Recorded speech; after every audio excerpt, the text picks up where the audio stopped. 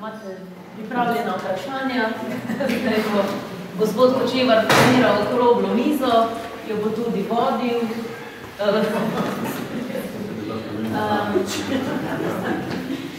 Nekje do 13.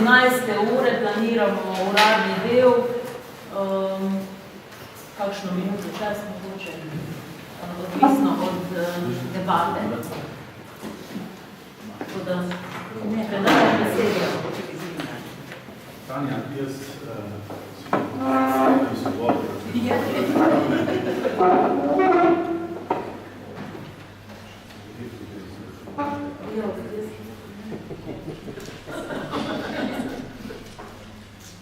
Kar udarimo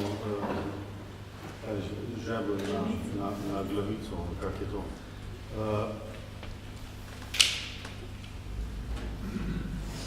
Bom kar ena tema, taka pereča, ko ste se, mislim, da z obeh strani že dotaknili vmes, je, pa bi dal izziv, vprašanje pravičnosti in vsega tega, ki je bila, pa se večkrat sem se že pogovarjal z marsikaterimi, in to je izziv, seveda, zdaj je bila omenjena konkretno farmacija in korist za človeka, korist za posameznika.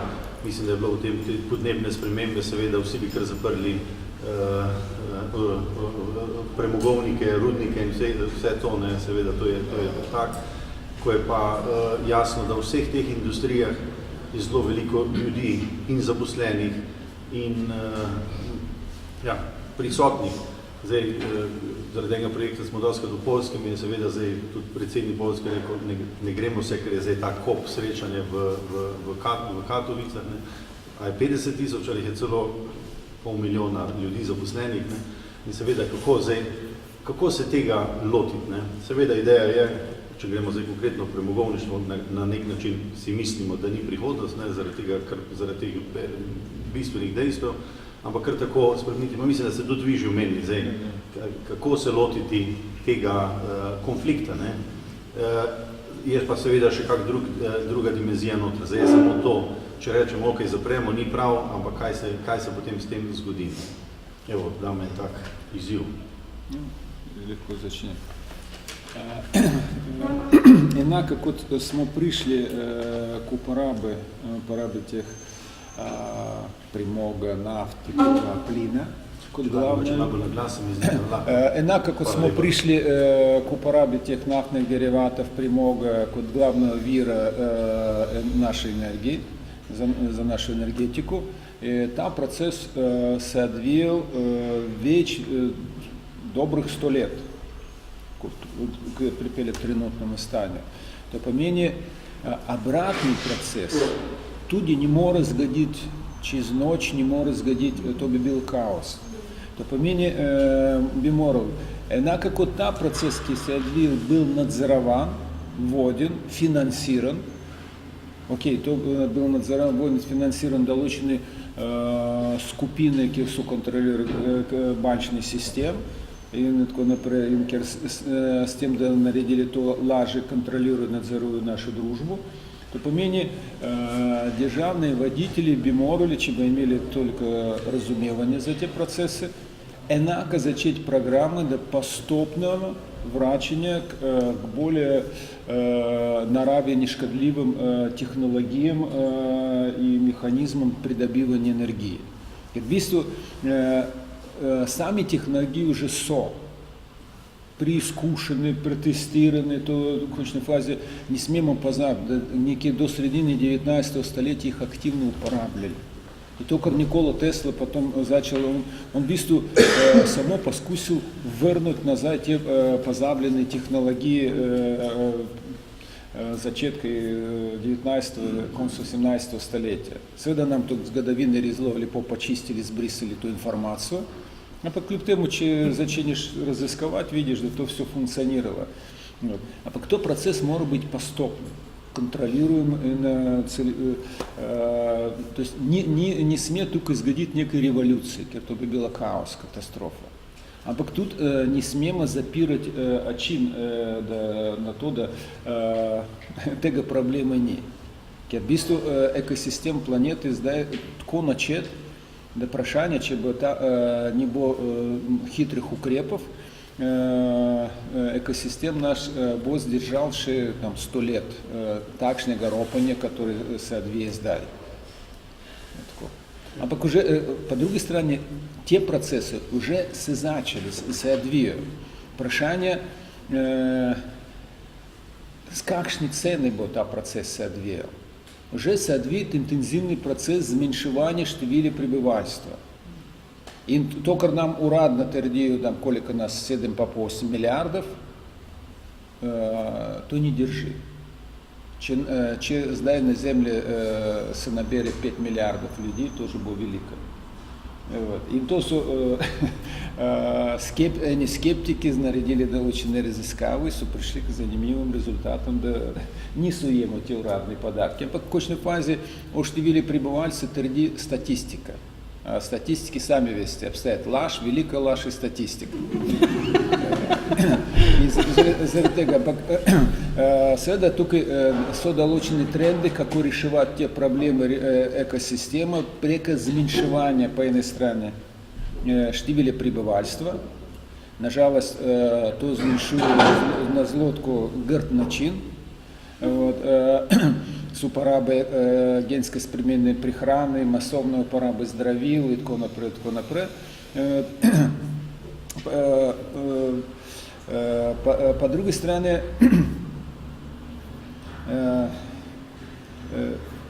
na nek način od vsakega posameznika odvisno, kako bo ta proces se delal, kako on se vklopil v ta proces.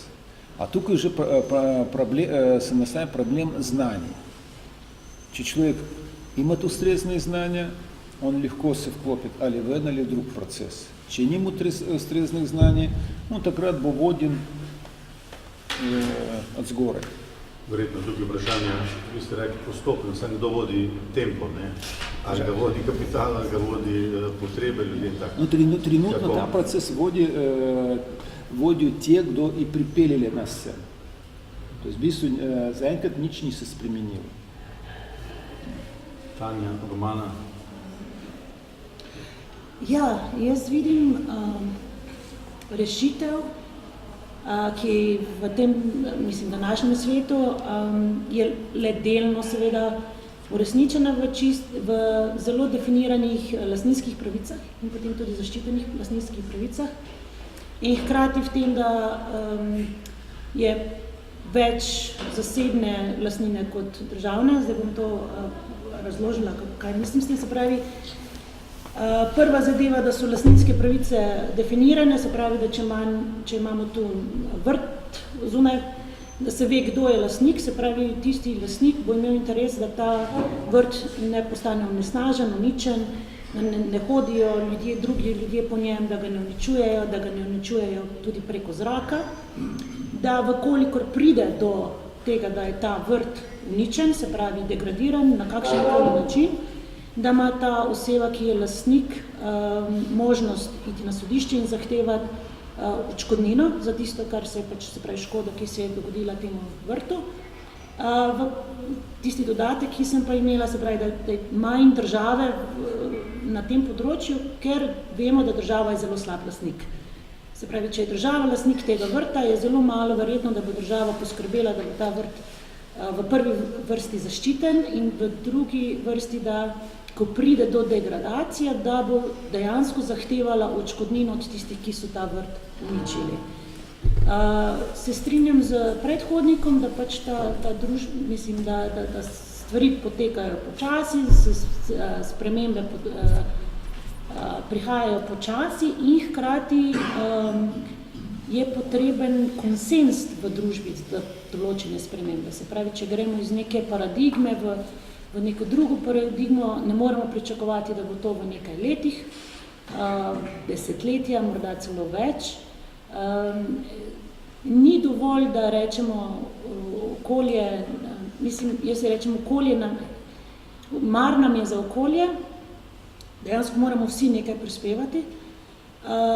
Bistvo je pa, da vsak, ki ima lastninsko pravico nad določenim delom, da prvo poskrbi za tisti del, da ne škodi drugim, in ko škodi, da je pripravljen to škodo plačati.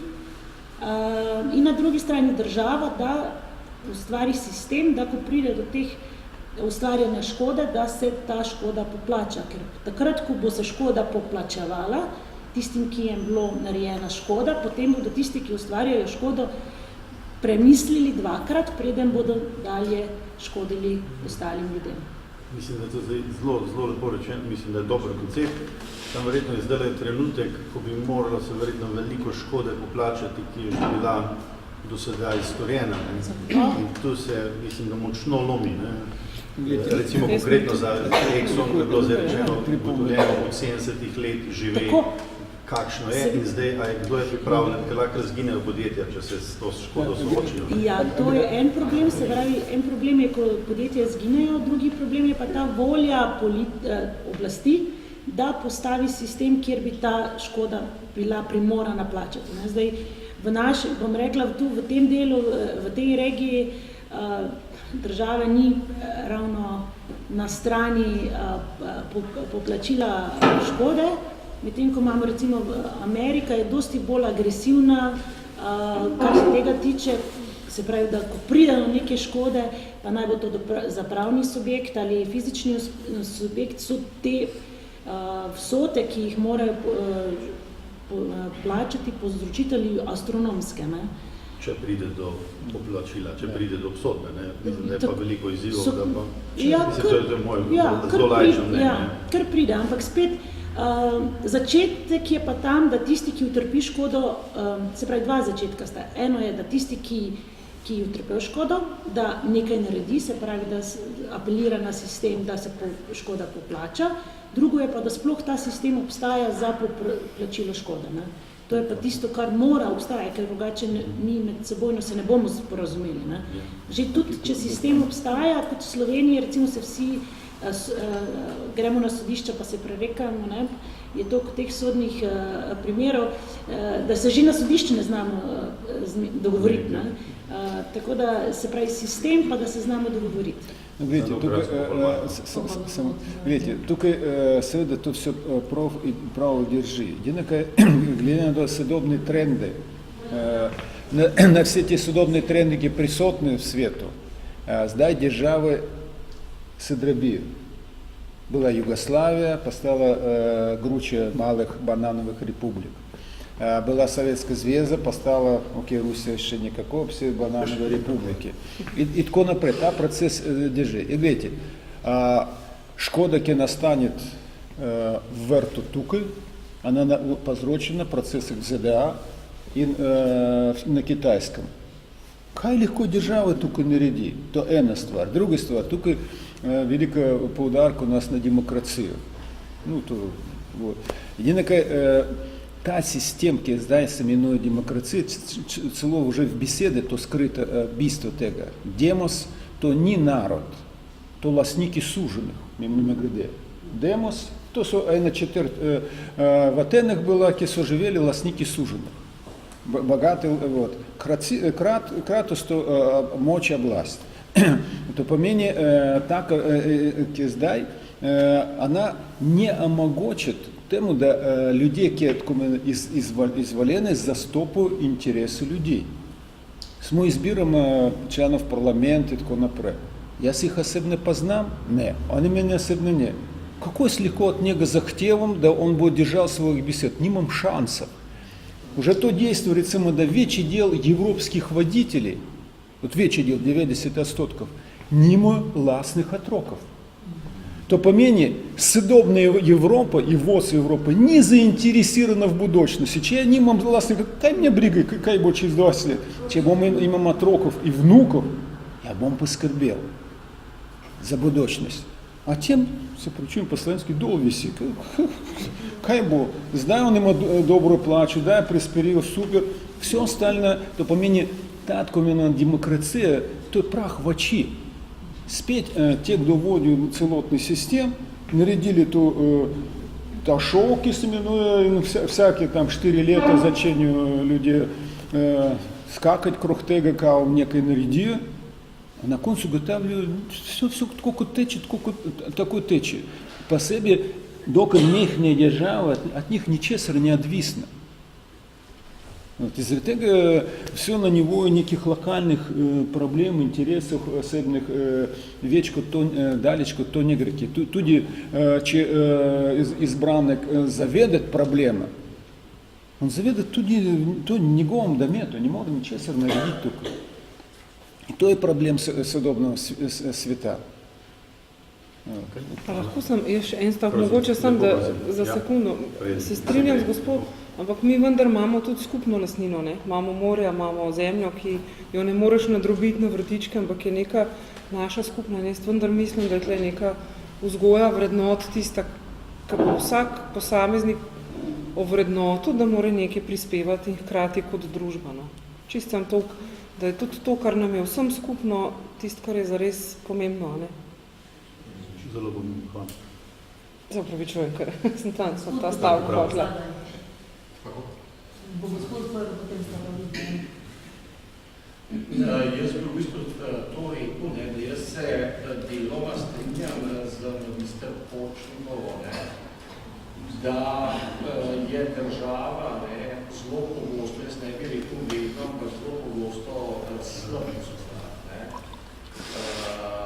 nekega gospodarskega premoženja, sploh v takih državah, kot je Slovenija, kjer imamo koalicijske vlade in se potem na razne te koalicijske stranke obešajo takšni in drugačni lobiji, skupine, pritiska in tako naprej. Ne. Ampak ne, vendarle je pa treba reči, da tudi zasebni lastniki niso vedno varni. Glejte, dva konkretna primera. Ne. V Veliki Britaniji so od Thatcherjevo v 80-ih letih sprivatizirali železnice. Ne. Posledica je bila majhno vlaganje v obnovo tračnic, voznega parka, postaj, signalizacije in tako naprej. In že konec 80-ih let, zlasti pa v 90-ih let, je to rezultiralo v številnih železniških nesrečah, ker je bilo, mislim, da suma sumarum na stotine mrtvih, ne? Da ne govorimo o ranjenih in o ogromni materialni škodi. Drug primer iz naših krajev, ne? Privatizirali smo Adrio Airways, ne? Zdaj par dni nazaj smo brali v časopisih, poslušali po radiju, gledali po televiziji, da nas bodo zdaj te nemški lastniki nameravajo prevažati okoli v nekih starih ruskih avionih. Ne? A bo to bolj varno, a bo to bolj udobno za potnike. Ne? Tako da tle je treba, se mi zdi, se zelo izogibati nekih apriorističnih sodb, zasebno je boljše od državnega, tako naprej. Čisto sigurno je, da morajo neki veliki javni gospodarski sistemi, recimo infrastruktura, energetika, je boljše, če ostanejo v javni lasti. Ne. Morajo biti pa seveda dobro upravljeni. Ne. Zdaj, mogoče je prej zvenelo, da jaz zagovarjam neke levičarske ideje, ampak v osnovi jih ne. Zlasti zaradi tega, ker tako imenovana kavija levica to govori samo zaradi volilnih glasov, dejansko in gre pa samo za lastni položaj in lastno obogatenje. To, kar jaz v bistvu zagovarjam, je to, kar smo v Evropski uniji, takrat še ni Slovenija članica Evropske gospodarske skupnosti, pa v svetovni vojni že imeli, in to je tako imenovano evropsko socialno tržno gospodarstvo, Sozialmarktwirtschaft v nemščini se temu reče. Se pravi gospodarstvo, ki mora definitivno biti poslovno učinkovito, ki je pa hkrati socialno občutljivo, okoljsko vzdržno in tudi etično. Ne. Te 4 kriteriji morajo biti izpolnjeni. A veste, skratka, vedno je najboljša neka srednja pot, vsako zagovarjanje ali nekega neoliberalizma v smer pravic kapitala ali pa neko novo levičarstvo, ne, pa totalna državna kontrola nad gospodarstvom, ne, pa nikamor ne pelje v močni posledici. Poglejmo, kaj se recimo dogaja, da ne bom samo neoliberalizem kritiziral, kaj se v Venezueli dogaja, ne, kjer država, vodilna stranka, obvladuje celotno gospodarstvo, razen naftnega sektorja, tam drugega gospodarstva tako rekoč ni. Ne. Tam imamo totalno razsulo, ne. Ljudje bežijo v milijonih v sosednje države, inflacija je ne vem koliko 10,000%. To je moja pozicija. Ne. Hvala. Ja. Vse do, ko ste imeli neoliberalizem, se strinjam z vami. Popolnoma, se pravi, vse vaš pogled, tudi kako si vi želite, je dejansko moj pogled. Popolnoma identična, kar ste rekli. Potem ste pa rekli, da je to interes, da so to svoboda kapitala. Ne, to je, bom rekla, morda tudi napaka na naši strani nedovoljšnega oziroma učinkovitega komuniciranja, kaj mi merimo. Ekonomska svoboda pomeni svoboda posameznikov, naju dveh, mi. Se pravi, mi, da lahko sodelujemo, to ni svoboda kapitala. Če se zgodi, da ste vi kapitalisti, ja, morda potem to lahko rečemo, to je svoboda kapitala, vendar to ni. Ekonomska svoboda je svoboda posameznikov, da med sabo se odločajo, poslujejo, proizvajajo, imajo ekonomske odnose, katere oni želijo. Se pravi, tako da tu ni neke privilegija za tiste, ki imajo več kapitala, pa tiste, ki ga nimajo ali pa ga imajo manj. Tako da se dejansko glede vizije, pa to se popolnoma strinjava. Tako da zdaj ne vem, a ste vi tudi neoliberalci, če mene imate za neoliberalca, ker to dejansko se popolnoma strinjava in tudi moja prejšnji komentar ni bil, da je privatno vedno boljše od državnega. Tega nisem rekla. Država je ponavadi slabši lastnik. Ponavadi, tako, zato sem pa to rekla, ponavadi. In tudi se strinjam, da infrastruktura je pa spet ponavadi boljše upravljena, če je upravljena strani države oziroma državnega podjetja. Tako da zopet ponavadi. Tudi tisti primer se popolnoma strinjam, poznam, kaj je bilo v Britaniji, ampak so še vseeno, bom rekla, njihovi vlaki, njihov železniški sistem veliko, veliko boljši od slovenskega. Ja, jaz bom samo to rekel, da je minister Poročnikova, veste, teoretično to drži, ne, sama, veste, ekonomska svoboda, ne, človek, če ima recimo 100 milijonov evrov, ne, na žiro računu za ekonomsko svobodo, lahko ogromno naredi, če pa nimaš nič, ne, ti pa ekonomska svoboda nič ne pomaga, ker tudi zagonskih sredstev nimaš. Ekonomska svoboda pomeni, da smo mi pa sposobna nekaj, imamo možnost nekaj narediti. Ne pomeni to, da imaš kapital nekaj uresničiti. Recimo, mi dva smo sposobna, ne vem, vi ste lahko me zaposlite ali pa lahko skupaj imava podjetje, lahko ustanovitva nekaj, lahko proizvajava, lahko to je ekonomska svoboda. Se strinjam, ampak še vedno vprašanje predispozicij, bom rekel, odskočne točke začetnega položaja. Ja, ampak tisto je druga komponenta. Tako kot je druga komponenta, recimo, kje smo na svetu, recimo, ki je geografsko režimu. Tudi to je ena komponenta. Tudi ena komponenta je, ali sem jaz ženska ali moški. Ali sem mlada, ali koliko sem stara. To so vse različne druge komponente, se pravi, to so seveda vse... Vse vpliva. Seveda se vse prepliva, seveda. Bomo dali besedo gospodu Ščopku, mogoče najprej. Jaz si bom vse mogoče malo širše, jaz treba zaslavo, pa mogoče pa vsakih izmed teh izjav, tudi kakšen povod za odziv udeleženih. Ampak, glede na to, vi ste ekonomistka, politologinja, raziskovalec, ne vsak za nekega preko svojega zornega kota pač podaja odgovore. Ampak to je že pogled razdrobljenosti. pogled deljenosti. In že v zgodbi, če imaš samo določen pogled, pomeni, da ne zajameš celostnika. Zdaj, konceptualno gledano, recimo družba, glede na naslov današnjega simpozija, verjetno se bomo vsi strinjali, da današnja družba je ustvarila več problemov kot pa rešitev. Posameznik ali pa družba kot celota se sooča z vprašanji, z problemi, s katerimi so se na nek drug način soočali tudi naši predhodniki. Ampak, zdaj da se navežem prvo na vas, gospod Počnik. Način, da denar oziroma odškodnine, lastninske pravice in tako naprej rešuje vse, ne bi se strinjal z vami. Čist en praktični primer,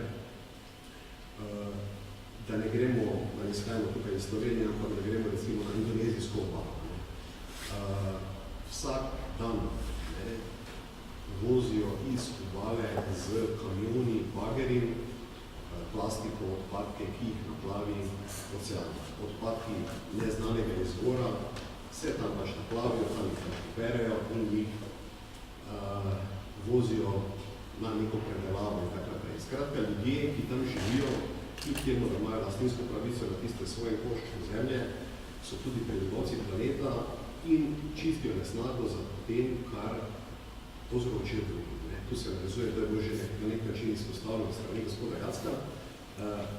In zdaj, v okviru, v upravnem sistemu, v katerem ta naš svet deluje, ni učinkovitega sredstva za razrešitev tovrstnih vprašanj. To je recimo en aspekt.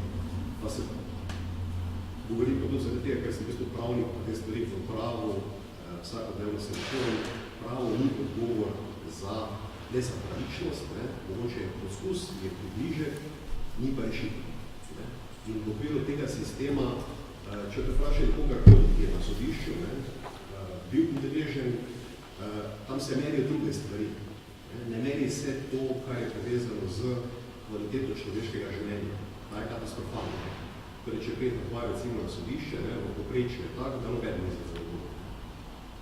Tisti, ki toži, ne dobi to, kaj hoče, oni, ki more da več kot misli, da bo dal, in skratka ustvarja nepravičnost v nekaj takem, mislim, čist grobem smislu. Tako da ta zadeva ne vem, če je v tem smislu smiselna. Po drugi strani je recimo en aspekt, ki je bil, ki se ga danes manjko, ki se ga danes nisem slišal, mogoče se navezuje na vas, gospa politologija. Recimo države kot sistem, kot institucija. To je v bistvu umetna tvorba, ki obstaja svojih stoletij v tem obliki, kot da zdaj ne znam. Pred tem take obliki tega ni bilo. Zdaj, tukaj, ko govorimo o pravicah posameznikov, pa bom dal recimo drugih, pa se selimo na območje, recimo Južne Amerike, Amazonke. Tam se vsakodnevno seka hektari zdravega gozda, od katerega vemo, da vsi dihamo ta isti zrak, ki potem preko tako pride tudi k nam. Mi na tem koncu nimamo učinkovitih sredstev, da bi lahko to ne zaustavili, kaj še ne, da bi omejili. Zdaj, v vseh sistemih, ki se nekako penjejo v okviru organizacij in tako naprej, se govorijo o svobodi posameznika, o pravicah posameznika. Začnejo se govoriti tudi o dolžnostih posameznika, ampak aspekt držav kot organizacij je pa bistveno izostal. Naprimer, področje današnje Jugoslavije, napad Zveze NATO na Srbijo, pa pustimo politične aspekte na strani. Pravno bi želel opozoriti, to je bil napad brez odobritve varnostnega sveta. Kršitev je jasno, to je agresivno sodjanje, kljub temu, da je bila tožba vložena na mednarodno sodišče, zadeva ni prišljena. Recimo ta aspekt države med seboj, kaj še ne država v razmerju do posameznika, ta je izostal oziroma je zelo oprt. V bi si pa verjetno vsi želeli, da bi ta bila zadeva najhitreje razrešena, učinkovita. Je pa bistveno sploh ni razrešeno. Zdaj so določeni zavetki. Zdaj, da v bistvu sklene vse skupaj, vi ste rekli odškodnina. Odškodnina tudi denar, v prejšnji fazi umetna stvar. To ni stvar, ki bi obstajala v naravi sama po sebi. In ti ne moreš z konceptualno temi strani poplačevati škodo, ki je ustvarjeno vsi skupaj. Verjetno bi bil bolj pravilno razmišljanje, ampak to je zgolj moje lastno izhodišče, da pa zanima, kakšne bodo kaže vaše odzivi, da bi konceptualno zadevo razmislili drugače, da je treba iti prvo od skupnosti posameznikov, ne pa od posameznika te skupnosti. Bom zaključil, da ne bom predolgo, tako da bi lahko še našteval, ampak predajam besedo. Mislim, da je nekaj izhodišč dobrih, kvalitetnih. Hvala lepa, da je tako lepo sestavljeno, tako da lotimo se kjer. Prva, zelo dobra primera in to sta dva primera, se pravi, ki ste omenili. Eno, oba sta, prvi je pravni, se pravi, nesposobnost, nezmožnost mednarodnega prava tu. Če gospoda samo prosite, prekinem še, pa navezujte se še nazaj, nismo ne bo šla, zmenimo vašo predstavitev. Zadnji graf, ki ste ga pokazali, je skočil malo poči zaradi dveh stvari, to pa tista na eni strani demokracija, na drugi strani pa svoboda. In tam sta na najvišje mesto sta bile dve državi, Hong Kong pa Tajvan. Zdaj, ne vem, kdo spremlja te zadeve, ampak tam naj bi bila in demokracija in svoboda. Koliko vam jaz informacije, indeks ne bi bil največji? Demokracija ne. Opet dve sta bile v bistvu v vrtne del prigoditi. Sta bile. No se lahko pogledate, potem nas pa še jaz sem ga tak, preko se stikal, pa še potem pogledal po telefonu. Ampak želim nekaj drugega se ostaviti. Koliko vam jaz stike z temi Azijci, tam se recimo dogaja ravno v teh dveh. Hong Kong je prišel nazaj izpred, torej ameriške vlade nazaj k Kitajca. Kitajci, kaj so naredili, so v srednji Hong Konga postavili vojaško bazo. Zadnje volitve, ki so bile za županov, za celo provinco, so bile na način, da so Kitajci poskušali integrirati preko pravnih umetnih mehanizmov in svoje še nekaj direktne iz Kitajske. Zgodila se tam v bistvu tudi državni udar, ampak vojska je morala posredovati.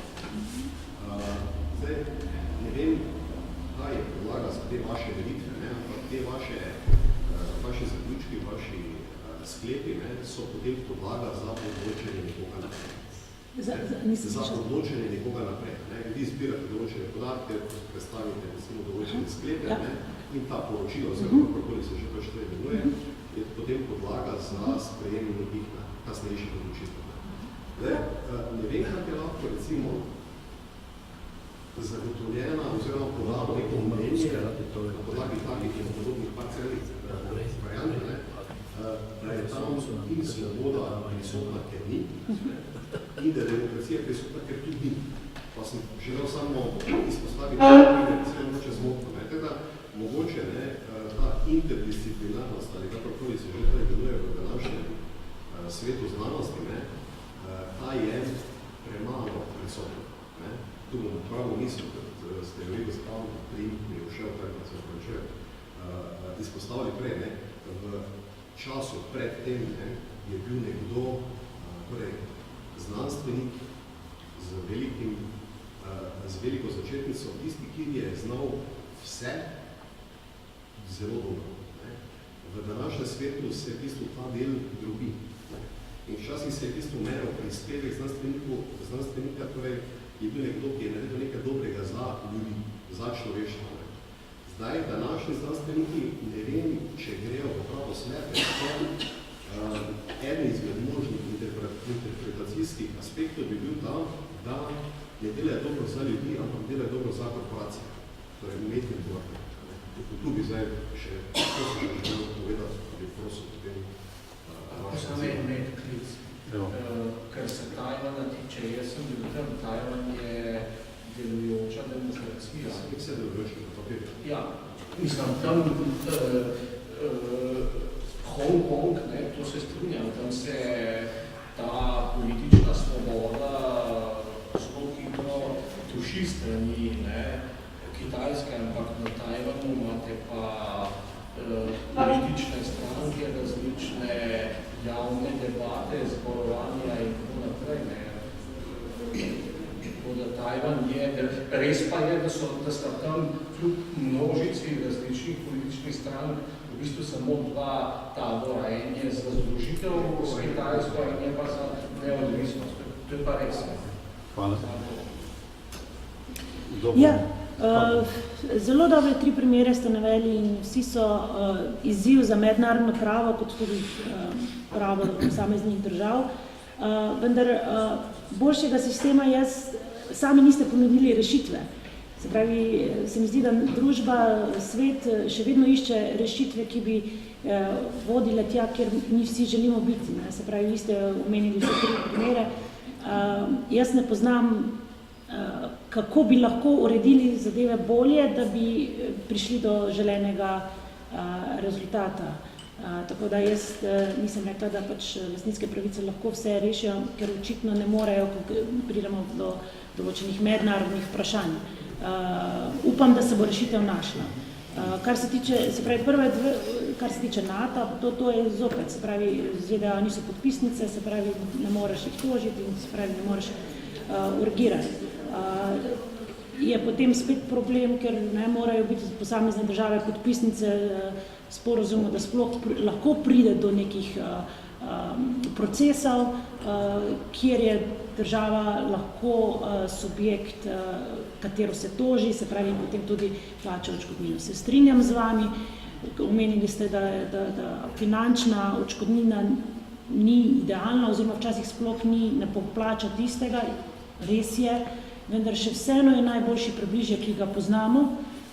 Tudi če se vam tukaj zdaj zgodi, boste šli na sodišče in boste nekoga tožili verjetno za neko odškodnino. Se pravi, tak smo sistem oblikovali, ne poznam alternative, tako da lahko se pogovarjamo o alternativah. Kar se tiče zadnjega, demokracija Hongkong, Tajvan, se pridružujem mnenju kolega. Hongkong demokracijo ima zelo na nizkem, pač nekje na sredini je, med vsemi državami, ki so rangirane na svetu, vedno je slabše, vsako leto, se pravi, te zadnji podatki so bili za 2016, se pravi 2017-2018 je še slabše. Podatki za demokracijo, politične pravice prihajajo od najbolj svetovno priznanega vira Economist Intelligence Unit, ki izdaja letno poročilo o Democracy Index, to je vir, ki ga prav vsi uporabljajo in mislim, da zajema velik spekter političnih pravic, se pravi demokracije, seveda nikoli ni perfekten, ampak kar se tega tiče, je zelo kredibilen vir in ga mi tudi upravljamo. Se strinjam z vami, tudi kar ste omenili, da vsako tako poročilo, vsaka taka številka, ki jo nekdo izda, ima signal za politične odločevalce. Če sem prav vas razumela, bi lahko včasih takšen signal bil napačen signal za nekoga. Zato pa je potrebno pojasniti vedno, kaj si meril, kako si meril, biti zelo transparenten. V tem primeru tudi pojasniti, da gre recimo za 2016, ne za recimo trenutno stanje, kaj se dogaja. In vedno je ta razkorak, ker ljudje recimo beremo v časopisih, poslušamo komentarje, kaj se dogaja danes. Vsak tak indeks pa je za 2 leti vsaj ima zamika, se pravi podatke lahko predstaviš za 2 leti nazaj. In ljudje recimo zdaj so že, vsi reče, joj, pa stvari so se toliko poslabše, recimo Madžarska, Poljska recimo, čez 2 leti bo ta dosti niže recimo na podobnih indeksih. Tako da vedno je potrebno vzeti take zadeve, pač pogledati, kaj dejansko predstavljajo in potem pač tisto predstaviti na podlagi tega, potem se dalje odločati. Zdaj se mi da veliko. Kaj pa je v Sloveniji potem, kjer so bile meritve, da smo padli na teh Ja, mislim, da je bilo vse povsod omenjeno, se pravi demokracija, odgovornost predstavnikov, poslušanje oblasti, prej smo govorili kritiko demokracije, demokracija ima zelo veliko pomanjkljivosti, vendar hkrati družba ni odkrila boljšega sistema. ne, kjer bi naše pravice in svoboščine bile še bolj zaščitene, ne, ker demokracija, kot smo rekli, je lahko na papirju, ampak še vedno bi lahko večina terorizirala manjšino. Ne, se pravi, bi še vseeno sprejemali zakone, pa bi rekli, to je bilo sprejeto, ampak še vseeno bi se kratile pravice recimo manjšine, ne, ker ne bi mogla imeti moč odločanja. Se pravi, zato pa so politične, ko pogledamo politične pravice in svoboščine, širok spektr, se pravi, ne samo tisti, ki so na oblasti, ne samo tisti, ki so sposobni, zmožni odločati, ampak čisto vseh državljanov. Ne. Ampak še zopet alternative demokraciji še nismo iznašli. Kitajci pravijo, da so jo iznašli. Видите, tukaj večkrat bila izrečena beseda konceptualni pristop. To pomeni решение всех тех проблем, от проблем pravičnosti, ekosisteme и tako naprej, они могут быть концептуальны. Kaj to pomeni концептуальный приступ? Концептуальный приступ upošteva все механизмы, которые мы познаем в нашей дружбе, и дает нам конкретную смерницу, откот и кам грема. Вот. Recimo, če vzamemo konceptualni pristop naše civilizacije, naše družbe, seveda vsaka koncept temelji na določenem sistemu vrednot, o katerem bilo že povedano. Вот. Так, систем вреднот, на котором темели вся наша дружба, вот, то англосаксонский систем. Похлеб и безобзирность. Вот. И ясно, кам топели. Топели цивилизацию в пропаду.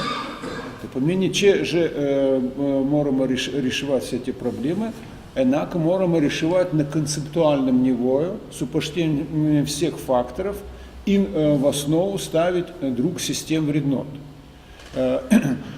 Бисту та преобрат системы вреднот, он радикально заключил в середине 19 столетия Сезача. Активно потом само развеял напред. Бисту он был утемелен знаnstvенно, с теорией Дарвина, и потом токар за нараву, и токар за дружбу Маркс поведал. Бисту то был основой концепта за нашу дружбу. Ну, у Дарвина селекция наравна, у нас именуя конкурентность. Вот. Kaj to pomeni konkurenčnost? Zmaguje najmočnejši, šibkejši mora crknути. Не sme biti. Drugače bo prišlo do degradacije sistema. Na gospodarskem področju je to neoliberalizem. To je koncept, to je sistem vrednot naše družbe. Obstaja drug sistem vrednot naše družbe. To pomeni, s pozicije Darwina smo na stadiji otopic in gremo, nekam gremo. No, sodobne raziskave kažejo, da gremo nazaj kopicam, ker volumen možganov za zadnje 2000 let se zmanjšal na 10%. No, še 1000 let in vprašanje, kje smo bomo. Trende. Drug koncept, on temelji na tem, da smo Božji otroci, in tam ta koncept temelji na simbiozi всех людей и всего живого. То по-полному другачный концепт. Вот. На жалость, та концепт нихче не заговаривает. Не нужно мыслить, да че религии, говоря о Богу, они заговаривают о концепте. Нет, все религии функционируют в оквирах англосаксонского концепта. Че бы они делали в другом систему, их бы здавна бы позаблены те религии. То помені туки прошання системи вреднот дружби, то основа, і на той системі вреднот ну, наградить новий концепт розвою нашої цивілізації. То, как тиче, дружба не измыслила другой демократии, не нужно ничего размыслить, все же устворено в нашей дружбе. Можем самому мечком поглядать на старые традиции. tako imenovanih славяно-арийских народов был систем области народа. И он то именовал такое именованное копное право. Он функционировал по наследному принципу. Вольнильную правицу, могуче то бо звенело за Марсу кого неравно уреду, а вольнильную правицу имели само мошки, которые имели старость от 50 лет напред. Абрахам, заради tego to posebna data. Вот. Ампак, то ще недоволен старость. Он морал быть успешно реализирован в господарском, финансовом смысле. Первое. Другое. Он морал иметь отроков, которые уже стоят на своих ногах, и он морал иметь внуков. И вот те, вот такшних 10 валильцев избирали Энга из Межсамбы. И та Эн их шел представлять их интересы напред. Ампак, все, когда гало, те 9 от него теряли отговорность. Туди спестил. То по мене, сведа, они него познают, он них позна, и уже заради tego, что познаю, он не могл привозить только привозить, который коли избранец, посланник, министр или дарколи. Однако, вот эта система шел напред. То по мене была директная отговорность. Сведа там туди могучі были купчкования, такое напред. А пак более-менее он был заворован. Сведа нам спецгодовинери се потрудили и сбрисали эту информацию. Нам разлагали о неких династиях, крали, которые се подедовали свою правицу. До 17 столетия крали, князі, такое напред, избирали, главное. Их нехали избирать в державах, в региях, это не державы, а были регии, которые начали приходить на англосаксонский систему вреднот. И все эти дедования правиц на престол и такое напред, то са продукт англосаксонской системы вреднот. То помимо сможе познамо то, кот человечество, едина камечка, передачка скрита все то. Jaz tudi sem, mogoče gospod je rekel eno, zame en zelo zanimiv koncept, ki ga jaz veliko premišljujem, in to je ideja skupnosti. Meni se zdi, da smo zdaj tako kot in pač posamezniki, potem smo nekako v eni državi recimo vključeni, v nekih naddržavnih tvorbah, da smo pa v resnici, mogoče moramo začeti premišljati, tako kot je gospod rekel, nazaj, na neke skupnosti, ki so že obstajale, na neke sisteme, ko so bili zelo trajnostni. Morda moramo res začeti malo pogledati v en korak nazaj stopiti, pa ne iskati rešitve nekam zdaj tle s koncepti, ki jih ta hip poznamo. Mogoče res je treba premišljati stvari, ki so že bile, in na novo vzpostaviti, mogoče dodelati, nadgraditi stvari, ki so funkcionirale. Ker skupnost je skupnost posameznikov, ki je soodgovorna drug do drugega, kjer se poznajo, kjer so, točno tako, kot ste rekel, odgovorni drug do drugega, do potomstva, do neke trajnosti, do skupnih dobrin, ki jih imamo. Meni se zdi tukaj neka možna rešitev morda te poti, ki jo bomo morali začrtati. Jaz bi tukaj smo začeli, ker bi se dobro dal danes staviti, kako pomagati posameznikom, ki zaradi spremembe vrednot ne morejo več upravljati dela, ki so ga do sedaj upravljali, ker so del nečesa, kar ne verjamejo recimo, ali so del neke industrije, ki škodi, ne vem, njim, drugim in kako in ne morejo z njim. Kako jim omogočiti slediti to pot, če pa so ekonomsko vezani za preživetje, za to in je seveda in je na koncu praktično trpljenje spoznati to, zato ker tebe postavijo posameznika v zelo neugodno položaj. Več nas je takih, ne? In po moje združevanje točno teh ljudi čisto ekonomsko, tudi ustvarjati neke nove stvari, neke nove projekte, ki jih pa lahko mi delamo. Ja, kot prostovoljci največkrat. Manj smo še manj imel. Še ena zanimiva pripomba, to, kar tiče takšne kategorije ljudi. Glejte, vzamemo sredino, začetek druge polovice prejšnjega stoletja. Sterilnost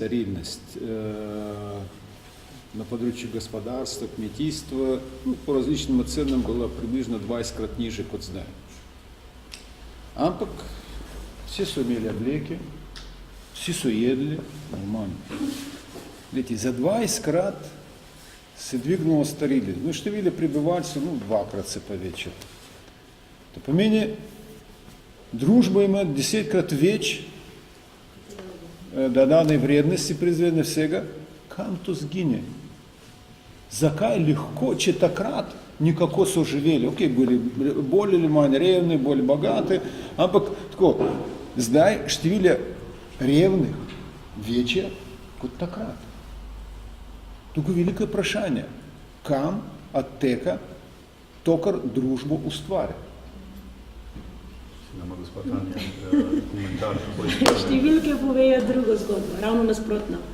Ne samo, da je napredek prinesel z tega, da imamo strehe nad glavo, da imamo tople hiše, da imamo malo tople, da imamo čisto tople, da imamo pitno vodo, da imamo elektriko, da se prevažamo okrog, da smo mobilni, da imamo napredke na vseh področjih svojega življenja. Ampak tudi, ko pogledamo revščino, smo jo v veliki meri primerjavi za 50 leti nazaj, pa celo z 10 leti nazaj, uspešno se borimo proti njej.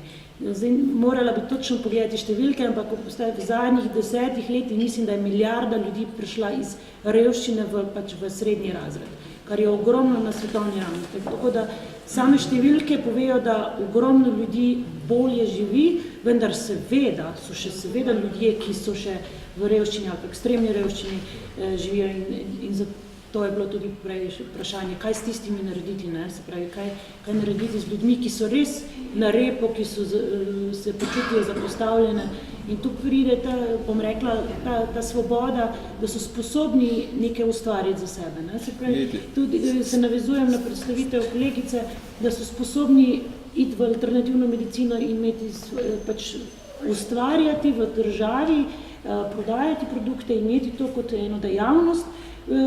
To je tisto, kaj recimo v Sloveniji ni možno. Ne? V drugih državah je možno do dosti večjega obsega in to je tisto, kar država lahko naredi. Država v prvi vrsti lahko ustvari poslovno okolje, da mi posamezniki smo sposobni preživeti sami sebe. In če pa država omejuje z takimi ali drugačnimi ukrepi, ponovno z nekimi razlogi, ki ponavadi so parcialni, je pa na škodo ravno tistim, ki so najnižje na dohodkovni lestvici.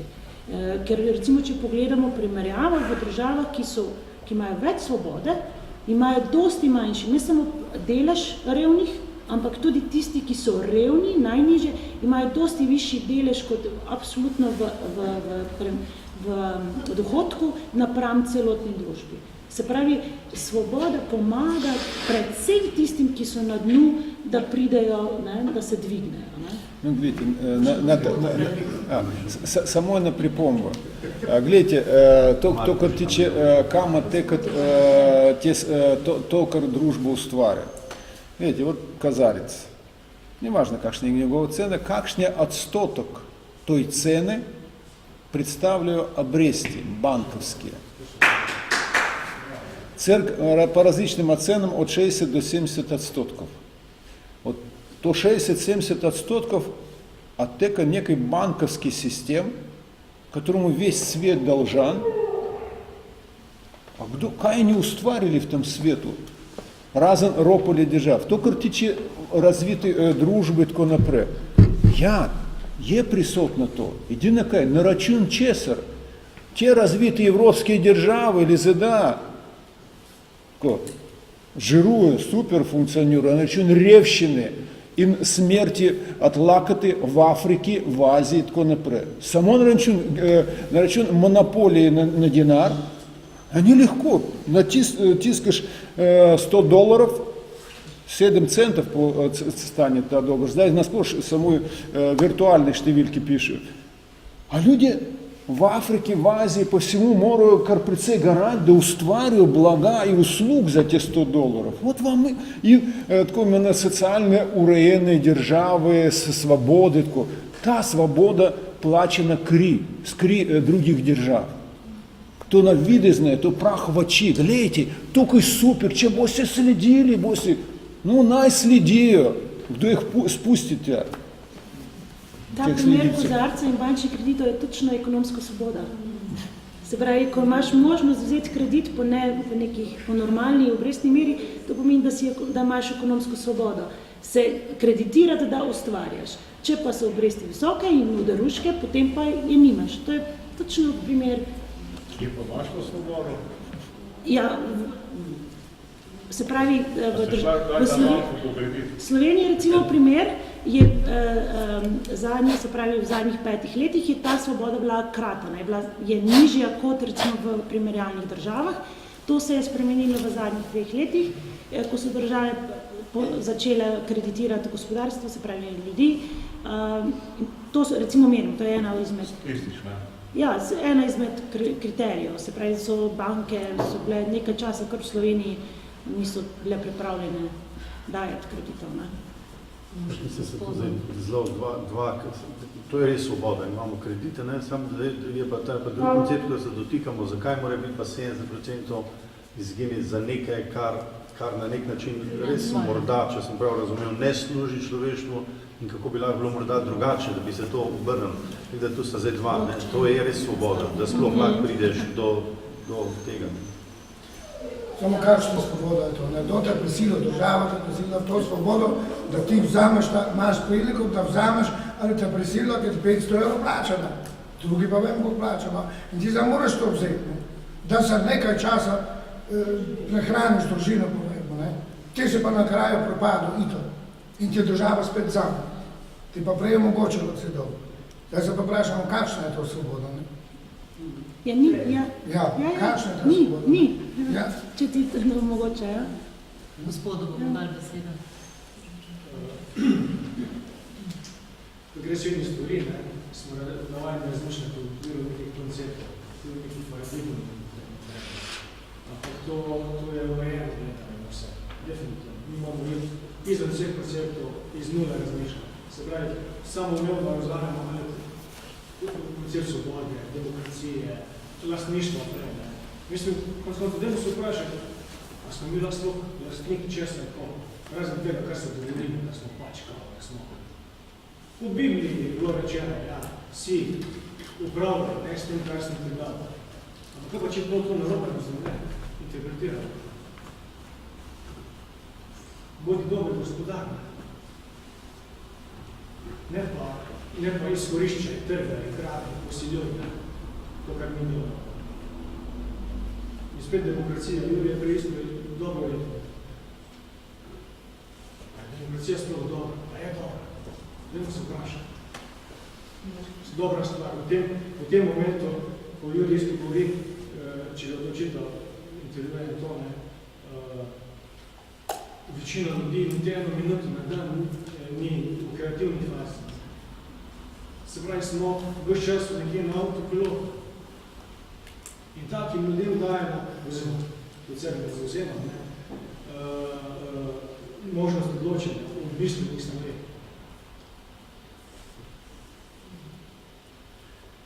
Iz nule razmišljati, to je to. Mimo koncepta. In tule sem pripričan, tudi tu, na tem razgovoru, se vrtimo samo okrog nekih parcialnih stvari, ki nima nobene veze z resničnimi državami. Definitivno. Dokler ne bomo navezali stika z naravo, primarno, v srč, ko se bomo zakopali v zemljo, ko bomo šli v vodo, ko bomo začutili zrak. To sem jaz imela v mislih, ko sem govorila o skupnosti, ko si ti skupnost, nisi lastnik, ampak si upravlja. Kaj je skupnost? To so vse predvsem oblačni koncepti. Zakaj, ja, veste, po mojem moramo mi nehati razmišljati o tem groznem dobičku. Mi moramo trajnostno samo toliko, da preživimo, da imamo dovolj vsi, ne da imajo dovolj neke banke. Tako. Odhod je revščina. Revščina je nujno potrebna za ta sistem, da sploh obstoji, da sploh je, da funkcionira. Ta sistem revščino producira namerno. Dobre primere za konzervacijo. Jaz bi mogoče dal eno misel, ki bo zapolnil za to razel, ki se je ustvaril. Malo glasno. Rad bi dal eno misel, mogoče, ki bo zapolnil razel, ki se je v bistvu zdaj ustvarila. Ne to nujno razumeti kot kritika, da menimo, to je super. Ampak tudi tiste stvari, ki se ne merijo, imajo določeno vrednost. In v, recimo, meritvah, kakršnekoli statistiki poročilih, se je ta moment, ta majhno se je izgubil, ker te ocene, koliko pa je tistih stvari, ki pa se ne merijo, pa vplivajo na primer, svobodo, zmožnost odločanja in tako naprej. Tega jaz nekaj nisem zasledil v vaši predstavitvi, pa se pravi, ne to razumeti kot še tudi osebna pata, kaj takega, ampak želel bi samo izpostaviti, da tudi tiste stvari, ki se ne merijo iz različnih razlogov, verjetno, ali zaradi tega, ker ali ni definirano v družbi, kaj naj bi to pač predstavljalo, ampak strinjali bi se pa, da ta vrednost dejansko nekje obstaja. Absolutno. Kar se jaz posvečam, je merjenju svobode in pravic. Spravi, temu se jaz posvečam. Obstajajo seveda analize, kjer merijo druge koncepte in jih je veliko meritev. Zdaj, če se dotakne samo trajnostni razvoj, to se tudi meri. Razmerje, se pravi, da bi bila analiza že narejena med pač temi indikatorji svobode pravic in trajnostnim razvojem še ni, zaradi tega, ker mi delamo to 10 let. Se pravi, potrebuješ ti določeno število podatkov, da ti lahko to primerjaš. Jaz upam, da bo veliko podatkov na drugi strani, da se bo potem lahko to tudi analiziralo. Jaz pa sama ne morem delati drugi, tako da bodo drugi, pa se morda vi...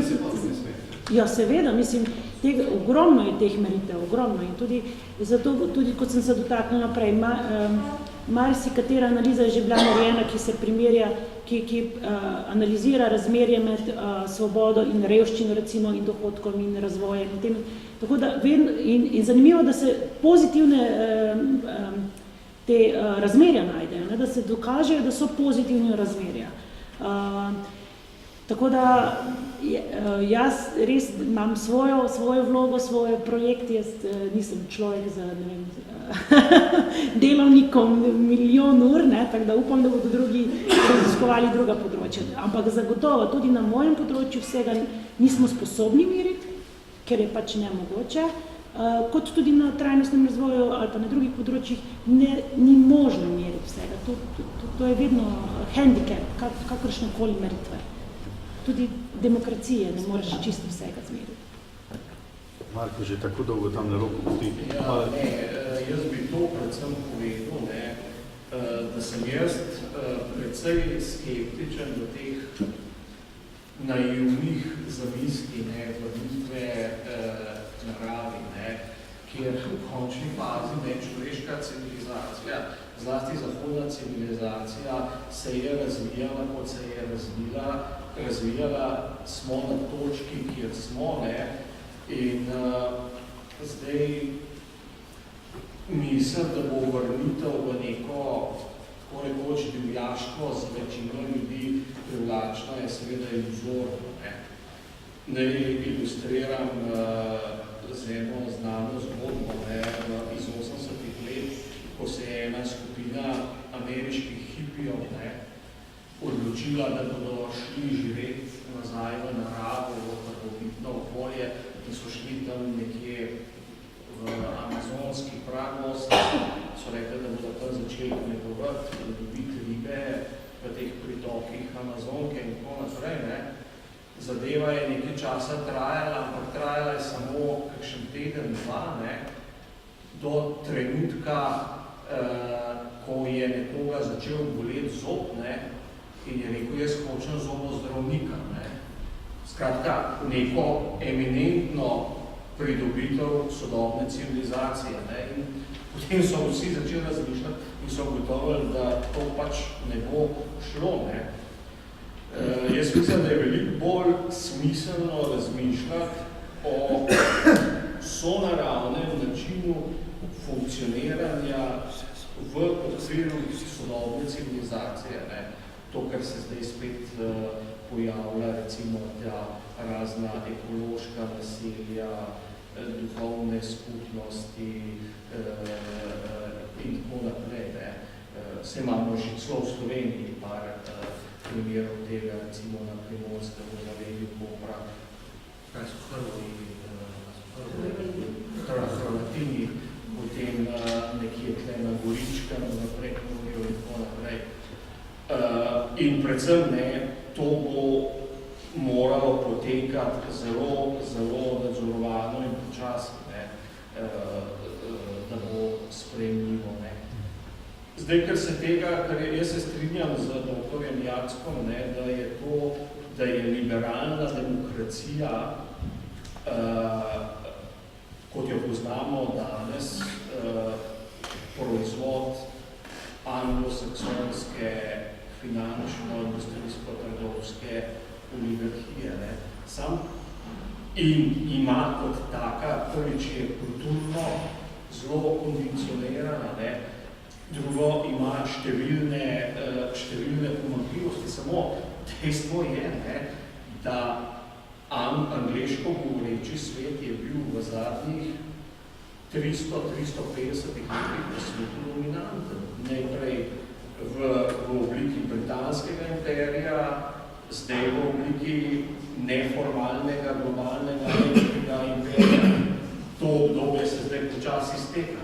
Problem je v tem, ker nimamo izoblikovanega enega alternativnega družbeno-ekonomskega sistema, ki bi bil sprejemljiv za večino človeštva. To, kar bi pa jaz predlagal, te konkretno Domen, ker se mi zdi, da bi bilo to zelo pametno, zelo koristno, je tako, da bi se mogoče v prihodnem letu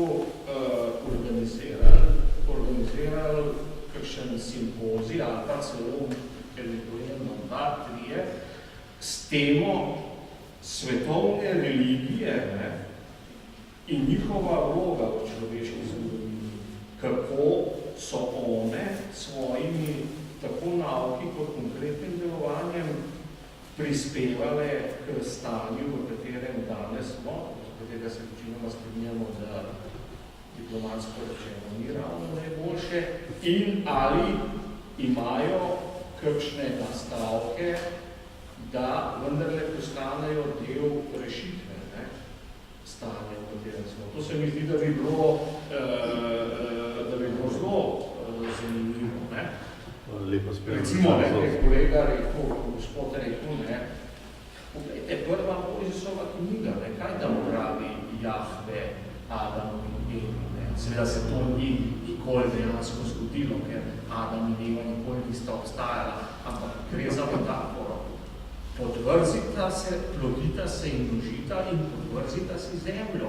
Podvrzita si zemljo in vse, kar je neizkratno živali in rastline in tako naprej. Ne upravlja, tam piše podvrzita se.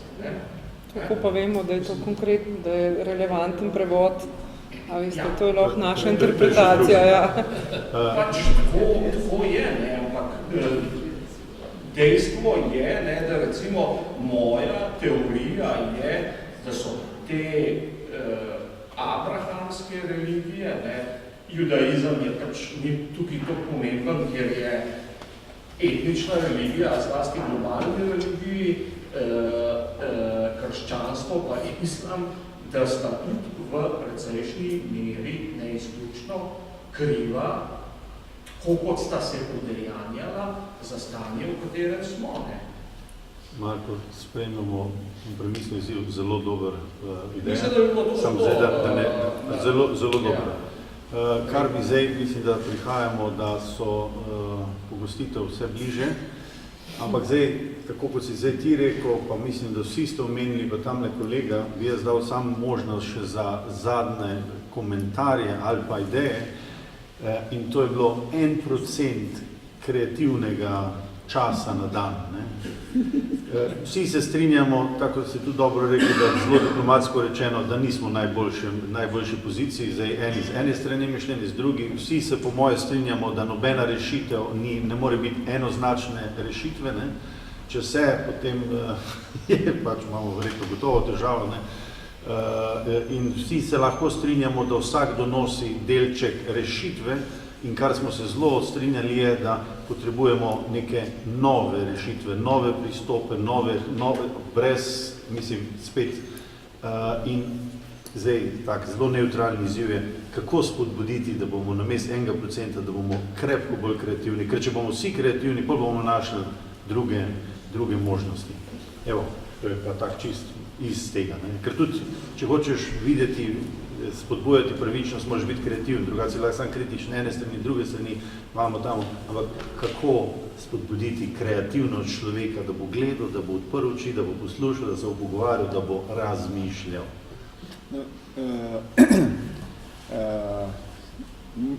Nihče ne more prisiliti človeka k kreativnosti. To žal tako pač je. Человека на nek način kreativnosti sili sam sebe. И то са две в облике различных težav, с которыми человек се спопада. Докато все лепо и файн, човек не bo примакнул риту никамър. То smo tako.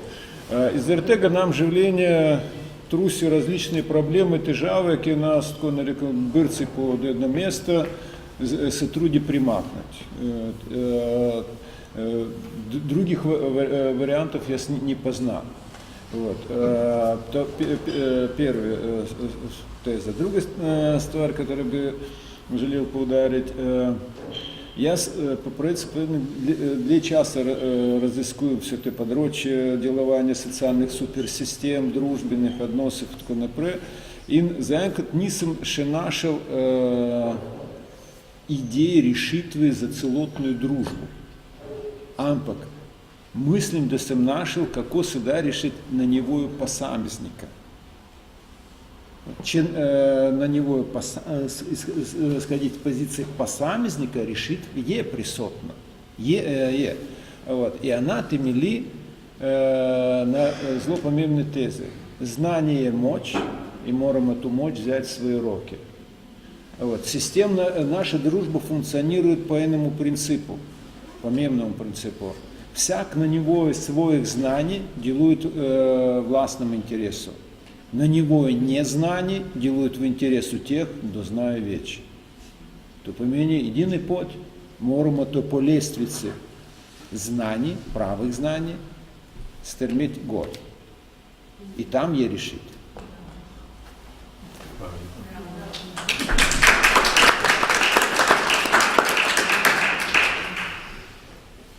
Jaz bi mogoče sam en majhen košček tukaj, da morda je treba razmišljati tudi o malo drugačnih sistemih šolanja in to res mlade učiti, a ne v tem konceptu razmišljati, ker tako bomo kot družba lahko, ker mi smo se zdaj naučili učiti in producirati to znanje, sem tako kot ne, po tem klasičnem načinu, ki seveda služi trenutni situaciji, ampak res na mladih začeti delati, graditi znanje, no.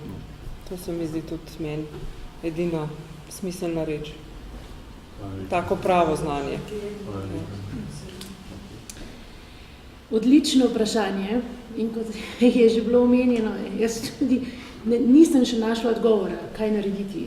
To je zelo dober predlog, izobraževanje je zelo pomembno. Rekla, da določene družbe se bolje soočajo s to problematiko kot slovenska, gledajo bolj naprej, ampak še vseeno mislim, da gremo nazaj k originalnemu vprašanju problem pomanjkanja razprav, kot je tale, razmišljanja, iskanja rešitev. To je prvi problem. ki mislim, da je vedno bolj pereč, nažalost. Čeprav družba se razvija, pa imamo ekonomski napredek, mislim, da na tej dimenziji se pomikamo nazaj, degradiramo, smo vedno slabši, čeprav imamo ljudi, posamezniki, ki razvijajo aplikacije, blockchaine, take stvari. Družba kot celota je vedno manj produktivna, vedno manj sodeluje, vedno manj ima doprinosa, vedno manj si želi imeti doprinos, morda vedno manj verjame, da lahko kaj spremeni. Hkrati pa je ta problem, ki je bil tudi dotaknjen, koliko smo kreativni v svojem vsakdanu, koliko časa porabimo, da nekaj ustvarjamo. Socialna omrežja so odlična, so nam veliko prinesla, ampak hkrati so nas odmaknila od realnih problemov, od realne komunikacije, od realne iskanja rešitev in so nas na nek način, mislim, so nas podjarmila naše možgane, kar je zelo, zelo problematično, ne? Ker ko so že naši možgani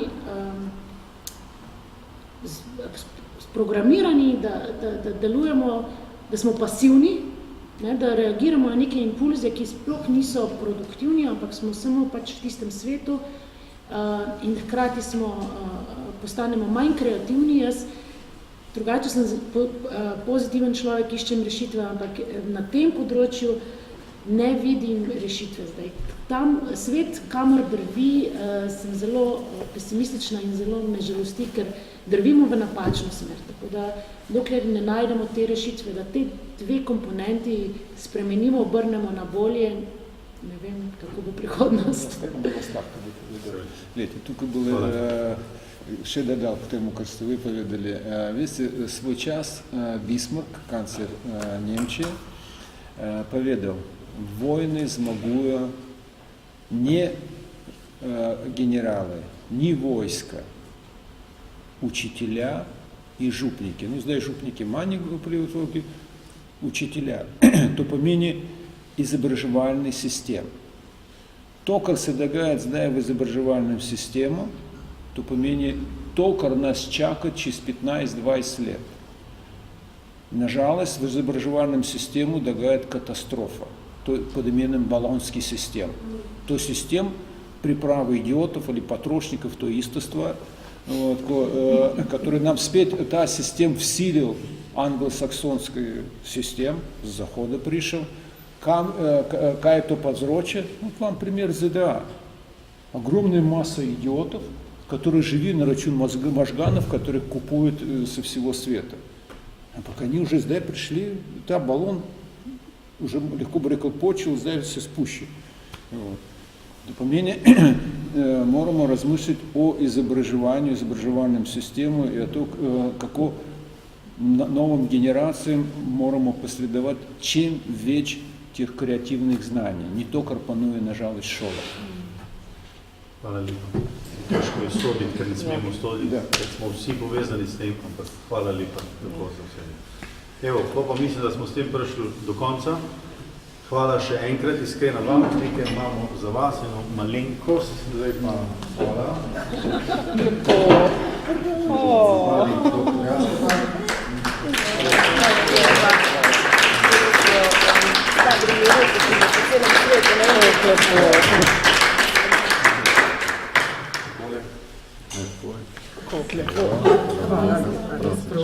Hvala vam. Evo, 21.30, to je mini steber miru. Hvala vam za aktivno sodelovanje. Hvala.